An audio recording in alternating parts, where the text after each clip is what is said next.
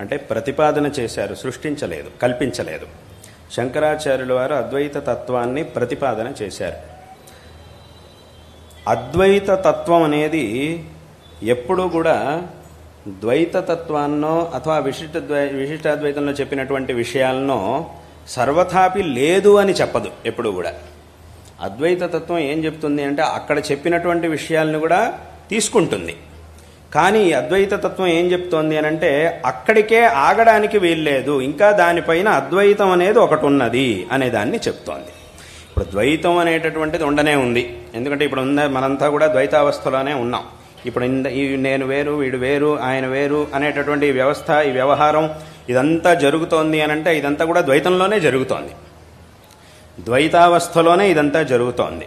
అయితే అద్వైతంలో ఏం చెప్పారు? ద్వైతం లేనే లేదు అని చెప్పలేదు, ద్వైతం ఉందనే ఉంది.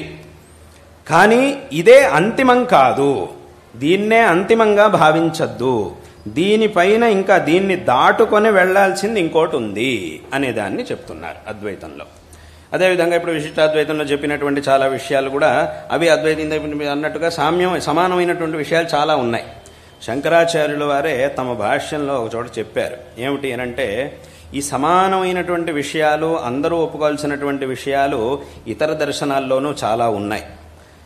కాబట్టి మేమేం వాట్లనేం ఖండించట్లేదు, అక్కడ ఉన్నటువంటి విషయాలు విరుద్ధంగా లేవు అనంటే మేమేం వాట్లని ఖండించము, వాట్లని మేము కూడా ఒప్పుకుంటాము.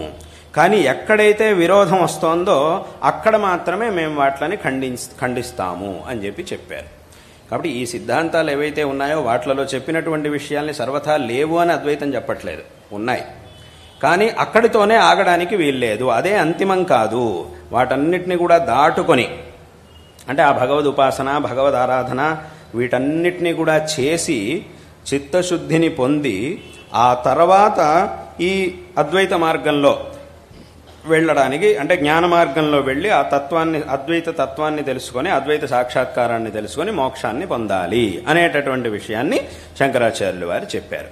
అందులో కూడా ఇంకో విషయం ఏమిటి, శంకరాచార్యుల వారు ఎక్కడైతే సమానంగా ఉన్నాయో, విరుద్ధంగా లేవో అటువంటి వాటిని మేము కూడా తీసుకుంటాము.